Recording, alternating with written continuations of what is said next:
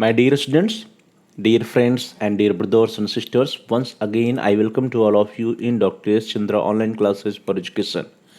मेरे प्रिय विद्यार्थियों, प्यारे भाई और बहनों, प्यारे साथियों, प्यारे मित्रों, मैं आप सभी लोगों का एक बार फिर से doctor S Chandra online classes for education में स्वागत करता हूं। आप सभी का हार्दिक स्वागत है, हार्दिक अभिनंदन है। प्रिय विद्यार्थियों, मानवाधिकार एवं कर्तव्य that is human rights and duties से रिलेटेड मल्टीपल चॉइस क्वेश्चंस का हम सभी लोग अभ्यास कर रहे हैं।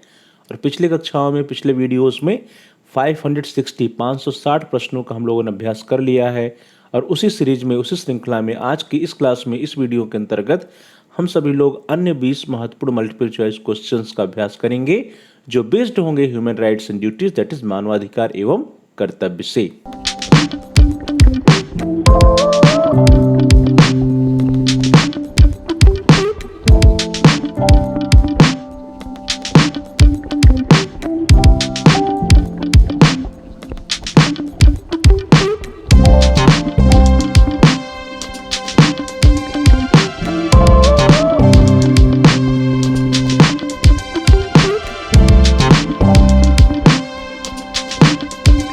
आज की क्लास को स्टार्ट करते हैं और आज के लिए पहला प्रश्न संख्या 561, क्योंकि इसके पूर्व की कक्षाओं में, पिछले वीडियोस में हम सभी लोगों ने 560 मल्टीपल चॉइस क्वेश्चंस का अभ्यास कर लिया है। इसलिए today's first question is question number 561। The question is the human rights day is observed on. यह मानवाधिकार दिवस मनाया जाता है। And your options are A 10th December, B 9th December, C 1st December और D none of the above, अर्थात 10 दिसंबर को, 9 दिसंबर को, 1 दिसंबर को या इनमें से कोई नहीं। तो प्रिय विद्यार्थियों, ये बहुत ही इंपॉर्टेंट क्वेश्चन है।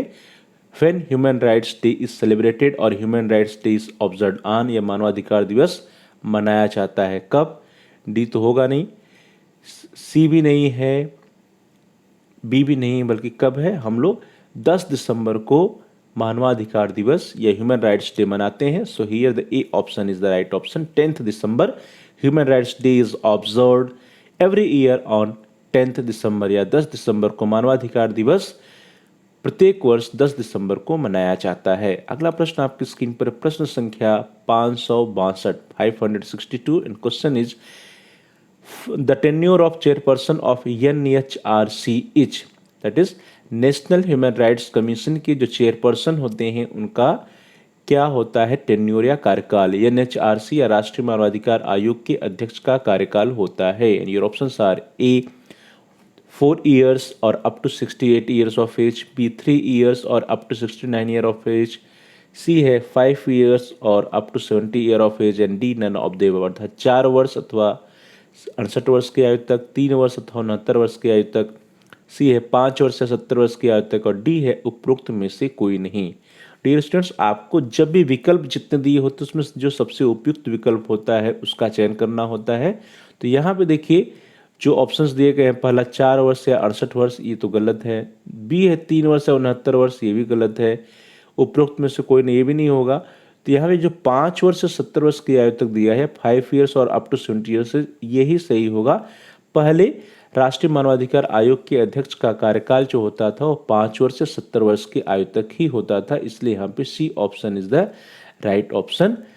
5 years और up to 70 years of age, chairperson and member of the NHRC as well as SHRC that is state human rights commission will hold office for 5 years और till the age of 70 years whichever is earlier. लेकिन इसमें अभी थोड़ा सा सुधार हुआ है। अब जो आप एग्जाम देंगे उसमें हो सकता है कि ऑप्शंस कुछ चेंज हो जाएं। उसमें क्या होगा, 3 वर्ष या 70 वर्ष की आयु जो भी पहले पूर्ण हो जाए वो रखा गया है। तो ध्यान दीजिए, अगर विकल्प में आता है कि 3 years और 70 years ऑफ एज तो ये सही होगा। अदरवाइज ये नहीं विकल्प में आता है तो 5 years और 70 years ऑफ एज ये सही होगा। तो इसके अध्यक्ष सदस्यों का कार्यकाल वर्तमान समय में 3 वर्ष से 70 वर्ष जो भी पहले पूर्ण हो जाए वो होता है। NHRC हो, SHRC हो, इसके जो चेयरपर्सन है, इसके जो मेंबर्स हैं। अगला प्रश्न क्वेश्चन नंबर 563, प्रश्न संख्या 563 प्रश्न है, राष्ट्रीय मानवाधिकार आयोग का वर्तमान अध्यक्ष कौन है? Who is the current chairman of the NHRC that is national human rights commission का करंट चेयरमैन या वर्तमान अध्यक्ष कौन है? बहुत ही महत्वपूर्ण प्रश्न है। Your options are A justice H L Dattu अर्थात न्यायमूर्ति H L Dattu, B justice A S Anand या न्यायमूर्ति ए एस आनंद, सी है जस्टिस अरुण कुमार मिश्रा या श्री जस्टिस अरुण कुमार मिश्रा या न्यायमूर्ति अरुण कुमार मिश्रा, एंड डी है नन ऑफ द एवब। तो ये एनएचआरसी के वर्तमान अध्यक्ष कौन है? दत्तू साहब नहीं, आनंद नहीं, बल्कि अरुण कुमार मिश्रा सर जी है। सो श्री जस्टिस अरुण कुमार मिश्रा या न्यायमूर्ति Arun Kumar Mishra is the right option, C is the right option. Shri justice Arun Kumar Mishra is the current chairman of the NHRC. वर्तमान में 2021 न्यायमूर्ति अरुण कुमार मिश्रा इसके वर्तमान अध्यक्ष के पद पर आसीन है। डेट ऑफ एजम्पशन जो है, धारणा तिथि क्या है? 2 जून 2021। तो 2 जून 2021 से जस्टिस अरुण कुमार मिश्रा जी जो है वो एनएचआरसी के अध्यक्ष बने हुए हैं। इन्होंने 2 जून 2021 को पदभार ग्रहण किया था राष्ट्रीय मानवाधिकार आयोग के अध्यक्ष का। अगला प्रश्न, प्रश्न संख्या 564, क्वेश्चन नंबर 564। प्रश्न है, युद्ध के दौरान मानवाधिकारों की भारतीय परंपरा का सबसे अच्छा उदाहरण किसके कार्यों में मिलता है? The Indian tradition of human rights during war is best exemplified in the work of, ध्यान दीजिए, the Indian tradition of human rights during war is best exemplified in the work of. ये युद्ध के दौरान मानवाधिकारों की भारतीय परंपरा का सबसे अच्छा उदाहरण किसके कार्यों में मिलता है? Your options are A Mahabharata, B Ramayana, C emperor Ashoka, and D emperor Akbar. अर्थात महाभारत के काल में या रामायण के काल में या सम्राट अशोक के काल में या सम्राट अकबर के काल में।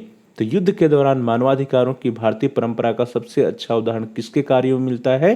The Indian tradition of human rights during war is best exemplified in the work of, Mahabharata नहीं, रामायण नहीं, एम्परर अकबर नहीं, बल्कि एम्परर अशोका या सम्राट अशोक के कार्यों में युद्ध के दौरान मानवाधिकारों की भारतीय परंपरा का सबसे अच्छा उदाहरण मिलता है। The Indian tradition of human rights during war is best exemplified in the work of emperor Ashoka. So here the C option is the right option. The Indian tradition of human rights during war is best exemplified in the work of Emperor Ashoka.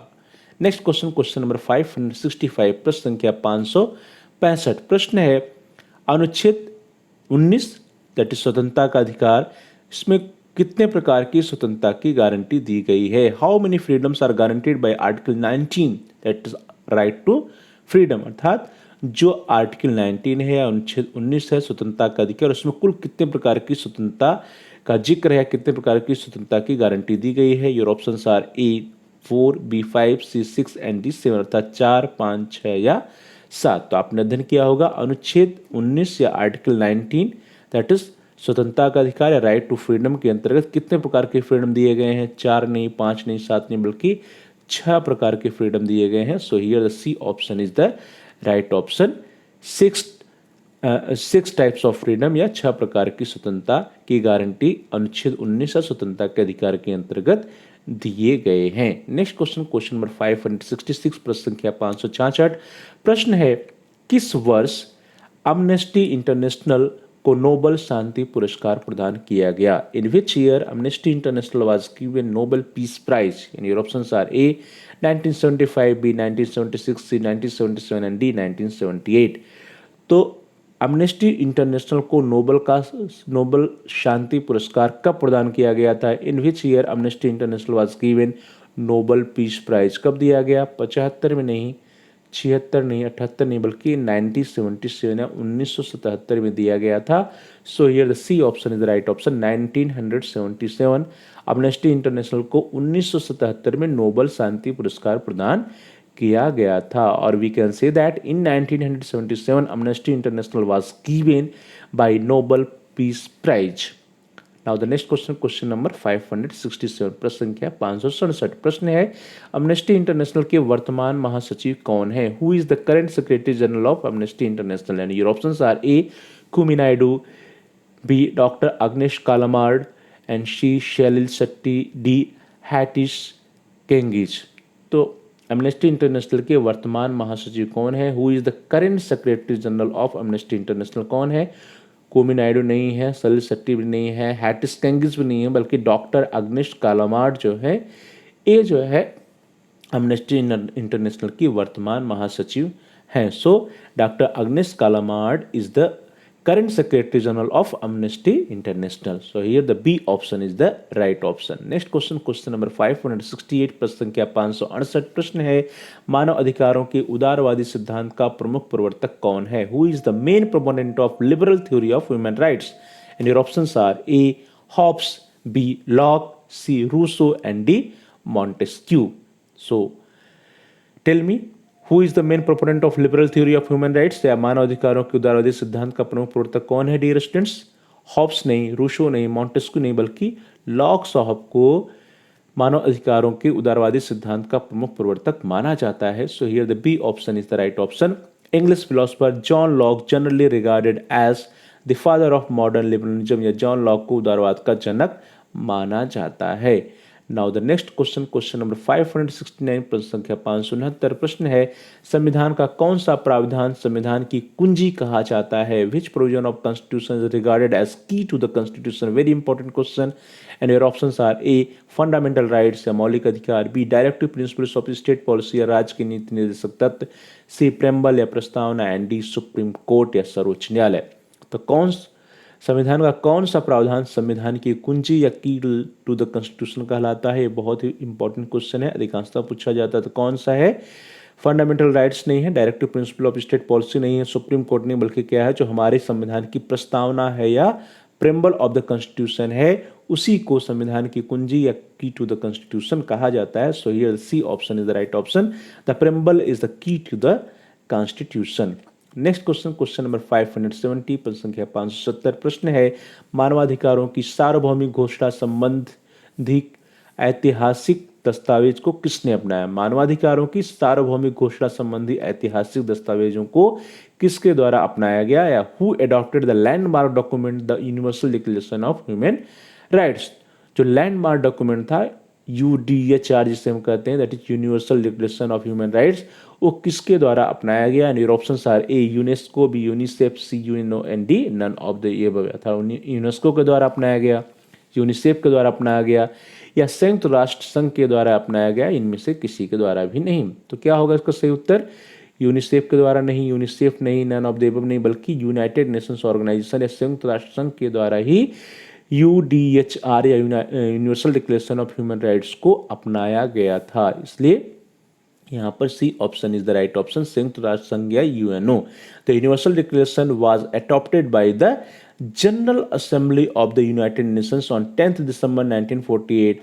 UNO stand for united nations organisation, अर्थात संयुक्त राष्ट्र संघ का जो general assembly है या महासभा है, उसके द्वारा 10 दिसंबर 1948 को universal declaration of human rights को अपनाया गया था, या मानवाधिकारों की सार्वभौमिक घोषणा को अपनाया गया था यूनाइटेड नेशंस ऑर्गेनाइजेशन संयुक्त राष्ट्र संघ के महासभा के द्वारा 10 दिसंबर 1948 को. नेक्स्ट क्वेश्चन, क्वेश्चन नंबर 571, प्रश्न संख्या 571 प्रश्न है, किस संविधान संशोधन अधिनियम द्वारा 11वां मौलिक कर्तव्य संविधान में सम्मिलित किया गया? By which Constitutional Amendment Act 11th fundamental duty was incorporated in the Constitution, and your options are A. 84th, B. 85th, C. 86th, and D. 87th. तो क्या होगा इसका उत्तर? किस संविधान संशोधन के द्वारा 11वें मौलिक कर्तव्य को संविधान में सम्मिलित किया गया था? 84 नहीं, 85 नहीं, 87 नहीं, बल्कि 86 या 86वें संविधान संशोधन के द्वारा, और bye 86th Constitutional Amendment Act. So here the C option is the right option. Fundamental duties were increased to 11 by 86th Amendment in 2002. कब हुआ था? 2002 में हुआ था.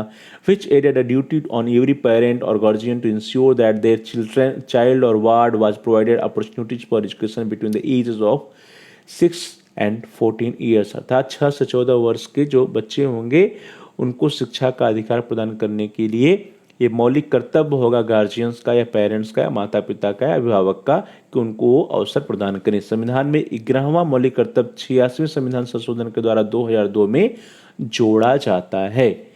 अगला प्रश्न, प्रश्न संख्या 572, क्वेश्चन नंबर 572 प्रश्न है, मानवाधिकारों का घोषणा पत्र जो था उसको किसकी अध्यक्षता में अपनाया गया था? The universal declaration of human rights adopted under who chairmanship? And your options are A. Adolf Hitler, B. Jawaharlal Nehru, C. Eleanor Roosevelt, and D. None of the above. तो मानवाधिकारों की घोषणा पत्र को किसकी अध्यक्षता में अपनाया गया? The universal declaration of human rights adopted under who chairmanship? Adolf Hitler नहीं, जवाहरलाल नेहरू नहीं, नन ऑफ द अबव नहीं, बल्कि एलेनर रूजवेल्ट की अध्यक्षता में अपनाया जाता है। So here the C option is the right option. Eleanor Roosevelt की अध्यक्षता में मानवाधिकारों के घोषणा पत्र को अपनाया जाता है। The universal declaration of human rights adopted under the chairmanship of Eleanor Roosevelt. तो Eleanor Roosevelt is the right option या right answer. So here the C option is the right option. Next question, question number 573, प्रश्न संख्या 573। प्रश्न है, निम्नलिखित में से भारतीय संविधान के किस अनुच्छेद में धार्मिक स्वतंत्रता का अधिकार निहित है? Which of the following articles of the Indian constitution contain the right to religious freedom? And your options are A article 25 to 28, B article 29 to 30, C article 32 to 35, D articles 23 to 24 अर्थात अनुच्छेद 25 से 28 में articles 25 to 28, B है अनुच्छेद 29 to 30 अर्थात अनुच्छेद 29 से 30 में, सी है अनुच्छेद 32 से 35 में, एंड डी है अनुच्छेद 23 से 24 में। तो भारतीय संविधान के किस अनुच्छेद में धार्मिक स्वतंत्रता का अधिकार निहित है? या which of the following articles of the Indian constitution contain the right to religious freedom? किसमें है? आर्टिकल्स 23 to 24 में नहीं है, आर्टिकल्स 30 to 35 में नहीं है, आर्टिकल्स 29 to 30 में नहीं है, बल्कि आर्टिकल्स 25 to 28 या अनुच्छेद 25 से 28 में राइट टू रिलीजियस फ्रीडम प्रदान किया गया है। So here the A option is the right option. अनुच्छेद 25 से 28 या आर्टिकल्स 25 to 28, अनुच्छेद 25 से 28 में धार्मिक स्वतंत्रता का अधिकार जो है संबंधित है, उसमें निहित है। अगला प्रश्न, प्रश्न संख्या 574, क्वेश्चन नंबर 574। प्रश्न है, how many fundamental duties were mentioned in the original constitution of India? या भारत के मूल संविधान में कुल कितने मौलिक कर्तव्यों का उल्लेख था? And your options are A 11, B 10, C 9 and D 0 या 0। तो जो मौलिक हमारा अनुसंधान था या मूल संविधान था, मौलिक जो कॉन्स्टिट्यूशन था या मूल संविधान था, ओरिजिनल कॉन्स्टिट्यूशन जो था, उसमें कुल कितने मौलिक कर्तव्य थे? ये प्रश्न है। तो कितने थे? 11 नहीं थे, 11 अब है, 11 नहीं थे, 9 भी नहीं था, 0 भी नहीं था, बल्कि 10 था। जो हमारा ओरिजिनल कॉन्स्टिट्यूशन था, मूल संविधान था, उस मूल संविधान में कुल 10 मौलिक कर्तव्य थे और उसमें एक मौलिक कर्तव्य 2002 में बढ़ाया जाता है 86th अमेंडमेंट के द्वारा या 86वें संविधान संशोधन के द्वारा, जिसमें कहा जाता है कि जो पेरेंट्स हैं या गार्जियन हैं उनकी यह ड्यूटीज होगी या फंडामेंटल ड्यूटीज होगी कि 6 से 14 वर्ष के बच्चों को शिक्षा मुहैया कराएं। So here the B option is the right option 10। B option is the right option 10 अर्थात मूल रूप से जो हमारा मूल संविधान था या ओरिजिनल कॉन्स्टिट्यूशन था उसमें कुल 10 मौलिक कर्तव्य थे। तो मूल रूप से संख्या में 10 मूल कर्तव्यों की संख्या 2002 में 86वें संविधान संशोधन द्वारा बढ़ाई जाती है और 11 हो जाती। तो वर्तमान में कितने हैं? 11 है या 11 है। मूल रूप में कितने थे? 10 थे या 10 थे। अगला प्रश्न, प्रश्न संख्या 575, क्वेश्चन नंबर 575। प्रश्न है, the tenure of secretary general of united nations is? या संयुक्त राष्ट्र के महासचिव का कार्यकाल होता है। Your options are A 5 years या 5 वर्ष, बी 4 ईयर्स या 4 वर्ष, सी 3 ईयर्स या 3 वर्ष, एंड डी 2 ईयर्स या 2 वर्ष। तो संयुक्त राष्ट्र के महासचिव कार्यकाल कितने दिन होता है? 2 नहीं, 3 नहीं, 4 नहीं, बल्कि 5 ईयर्स या 5 वर्ष होता है। So here the A option is the right option. The current term of the secretary general is 5 years. क्या होता है? 5 साल का होता है, with a possibility to be reappointed for second 5 years term. लेकिन 5 साल के होने के बावजूद इस संभावना है या ऐसा हो सकता है कि दोबारा वह री अपॉइंट हो जाए अगले 5 साल के लिए। तो 5 साल का टेन्योर होता है और दोबारा भी अगले 5 साल के लिए उसको री अपॉइंट होने का ये पॉसिबिलिटी होती है या ये संभावना बनी होती है, नियम बना हुआ है कि अगले 5 साल के लिए फिर से वह बन सकता है महासचिव। इसलिए the tenure of secretary general of united nations is 5 years. A option is the right option. Next question, question number 576, प्रश्न संख्या 576। प्रश्न है, भारत में शिक्षा के अधिकार की गारंटी किस अनुच्छेद में दी गई है? In which article right to education is guaranteed in India? And your options are A 19, article 19, B article 21, C article 14 and D article 21 A या 21 का आर्टिकल 21 ए या अनुच्छेद 21 का। तो किस में दिया गया है? शिक्षा के अधिकार की गारंटी किस आर्टिकल से रिलेटेड है? 19 से नहीं, 24 से नहीं, 21 नहीं, बल्कि 21 ए या 21 क से संबंधित है। राइट टू एजुकेशन जो है ये गारंटी जो है आर्टिकल 21A देता है। So here the D option is the right option. The constitution 86th amendment act 2002 inserted article 21A in the Constitution of India to provide free and compulsory education of all children in the age group of 6 to 14 years is fundamental rights, अर्थात उनको मौलिक अधिकार प्रदान किया गया 21A के द्वारा, अनुच्छेद 21A के द्वारा, कि 6 से 14 वर्ष के जो बच्चे होंगे उनका ये मौलिक अधिकार होगा शिक्षा की प्राप्ति। और वो भी कैसी शिक्षा? फ्री एंड कंपलसरी एजुकेशन, या अर्थात शुल्क मुक्त अनिवार्य शिक्षा। ठीक है, तो शुल्क मुक्त अनिवार्य शिक्षा या फ्री एंड कंपलसरी एजुकेशन प्रदान किया जाएगा 6 से 14 वर्ष के बच्चों को। यह आर्टिकल 21A इंश्योर करता है, जिसको हम लोग राइट टू एजुकेशन एक्ट भी कहते हैं। अगला प्रश्न आपकी स्क्रीन पर प्रश्न संख्या 577 प्रश्न है, अंतर्राष्ट्रीय साक्षरता दिवस कब मनाया जाता है? When is international literacy day is celebrated? And your option are A 10th December, B 9th December, C 1st December and D 8th September. तो अंतर्राष्ट्रीय साक्षरता दिवस इंटरनेशनल लिटरेसी डे कब मनाते हैं हम लोग? 10 दिसंबर को नहीं, 9 दिसंबर को नहीं, 1 दिसंबर को नहीं, बल्कि 8 सितंबर या 8 सितंबर को अंतर्राष्ट्रीय साक्षरता दिवस या इंटरनेशनल लिटरेसी डे मनाया जाता है। So here the D option is the right option. विश्व साक्षरता दिवस प्रत्येक वर्ष या हर साल 8 सितंबर को मनाया जाता है। So here the D option is the right option. Next question, question number 578, प्रश्न संख्या 578 प्रश्न है, संविधान में मौलिक कर्तव्यों को किस समिति की संस्तुति पर शामिल किया गया? Fundamental duties were incorporated in the Constitution on the recommendations of, and your options are A.